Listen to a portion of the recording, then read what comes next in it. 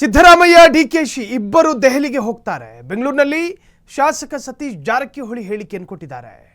DK ಮತ್ತು ಸಿದ್ದು, ಮಾಜಿ ಮತ್ತು ಭಾವಿ ಮುಖ್ಯಮಂತ್ರಿಗಳು ಇಬ್ಬರು ದೆಹಲಿಗೆ ಹೋಗ್ತಾರೆ. ಬೆಂಗಳೂರಿನಲ್ಲಿ ಎಂಎಲ್ಎ ಸತೀಶ್ ಜಾರಕಿಹೊಳಿ ಹೇಳಿಕೆಯನ್ನು ಕೊಟ್ಟಿದ್ದಾರೆ. ಮಾಜಿ ಸಚಿವರು ಹೈಕಮಾಂಡ್ ಭೇಟಿಯಾಗಿ ಪಟ್ಟಿ ಫೈನಲ್ ಮಾಡ್ತಾರೆ. ಹಿರಿಯರಿಗೂ ಅವಕಾಶ ನೀಡಬೇಕು, ಕಾದ್ ನೋಡೋಣ. ನಾನು ಈವರೆಗೂ ಯಾವುದೇ ಡಿಮ್ಯಾಂಡ್ ಮಾಡಿಲ್ಲ, ಯಾವುದೇ ಬೇಡಿಕೆ ಇಟ್ಟಿಲ್ಲ ಅಂತ. ಪಕ್ಷದ ಹಿತ ದೃಷ್ಟಿಯಿಂದ ನಾನೇ ಆಗಬೇಕು ಅಂತೇನೂ ಇಲ್ಲ.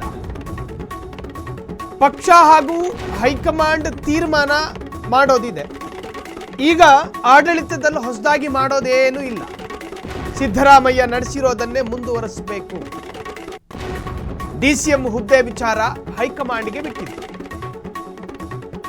ಬೆಂಗಳೂರಿನಲ್ಲಿ ಶಾಸಕ ಸತೀಶ್ ಜಾರಕಿಹೊಳಿ ಸಂಚಲನಾತ್ಮಕ ಪೊಲಿಟಿಕಲ್ ಸ್ಟೇಟ್ಮೆಂಟ್ ಕೊಟ್ಟಿದ್ದಾರೆ.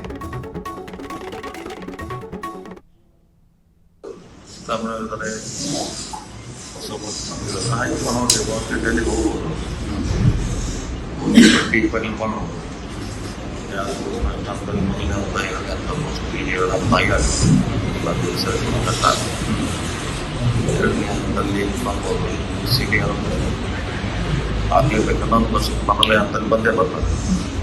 ಕಾಯಬೇಕು ಸ್ವಲ್ಪ ಮಾಡೋದು.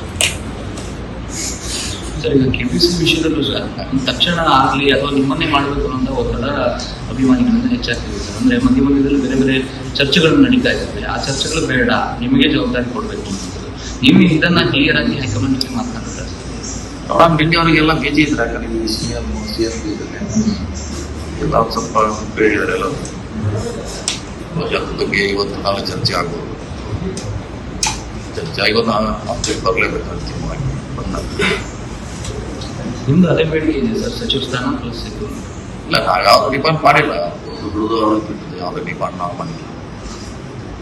ಚರ್ಚೆ ಪ್ರಾರಂಭ ಆಗಿಲ್ಲ. ಇನ್ನೂ ಇವತ್ತಿಂದ ಆಗ್ಬೋದು. ಇನ್ನೂವರೆಗೆ ಹಿರಿಯತ್ತು ಇವತ್ತಿಂದ ಮಾಡಿದ್ರೆ ಕೆಲವು ನಾವೇನು ಅಷ್ಟು ಮಾತಾಡ್ತಾರೆ ಮಾಡೋದು. ಸರ್, ಕೆಲವರು ಬೇರೆ OBC ನಾಯಕರ ಹೆಸರನ್ನು ಕೂಡ ಯಾರೇ ಆಗ್ಬೋದು. ನಾವಾಗಬೇಕಂತ ಎಲ್ಲಿ